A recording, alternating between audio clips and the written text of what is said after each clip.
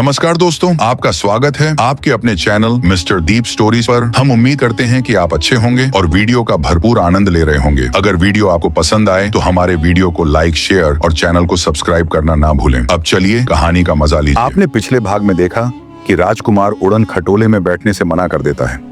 उसकी जगह कुछ और लोग खटोले में बैठ जाते हैं, लेकिन थोड़ी ही दूर जाकर वह उड़न खटोला धड़ाम से नीचे गिर जाता है।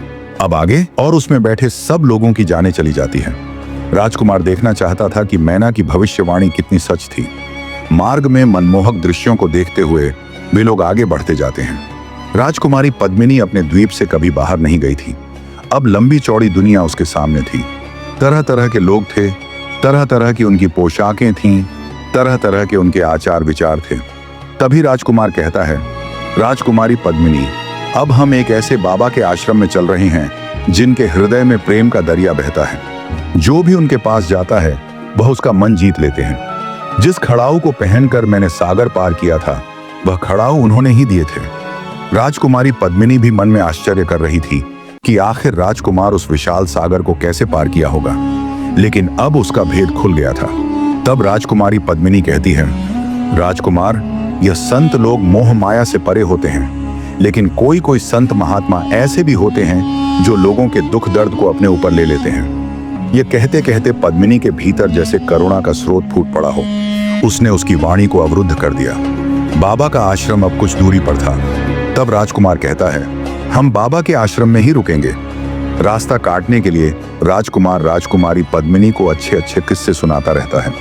राजकुमारी पद्मिनी उन्हें ध्यान से सुनती रहती है। अंत में आसमान जब टिमटिमाते तारों से जगमगा उठता है, उस समय वे सभी बाबा के आश्रम में पहुंच जाते हैं। बाबा कई दिन से उनकी राह देख रहे थे।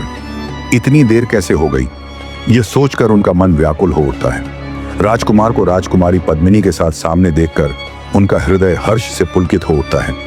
बाबा बड़ी ममता से उनका स्वागत करते हैं और दोस्तों आश्रम के सर्वोच्च कक्ष में उन्हें ठहराते हैं। उस कक्ष में कोई दीवार नहीं थी। हरी भरी वल्लियों ने एक दूसरे से लिपटकर उस कक्ष का निर्माण कर रखा था। राजकुमारी पद्मिनी उस कक्ष को देखकर रोमांचित हो जाती है। बाबा बड़े ही प्यार से कहते हैं, तुम लोग बड़ा सफर करके आए हो, इसलिए थक गए होंगे। कुछ खा पी कर आराम से सो जाओ। दोस्तों रात बढ़ती जा रही थी। अंधकार गाढ़ा हो रहा था। उस घने अंधेरे में भी आश्रम की आत्मा अपनी माधुरी बिखेर रही थी। आश्रम के संतों ने अपने शाही मेहमानों के लिए नाना प्रकार के व्यंजन तैयार किए थे। बड़े हर्षोल्लास के वातावरण में सभी मेहमान आश्रम का प्रसाद ग्रहण करते हैं।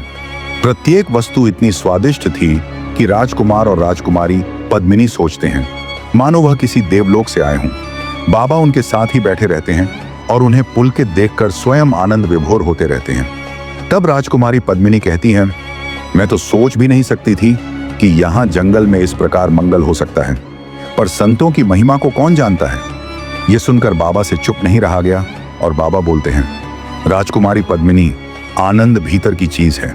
जब आदमी का मन प्रमुदित होता है तो बाहर सब कुछ हरा भरा दिखाई देता है। राजकुमारी पद्मिनी सिर हिलाकर बाबा के कथन को स्वीकृति देती है।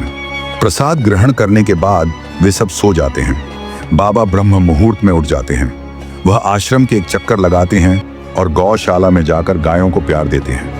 तब तक राजकुमार और राजकुमारी पद्मिनी उठकर वहां आ जाते हैं। तब बाबा हंसकर कहते हैं, पद्मिनी, तुम इस आश्रम में एक भी बूढ़ा पेड़ नहीं पाओगी।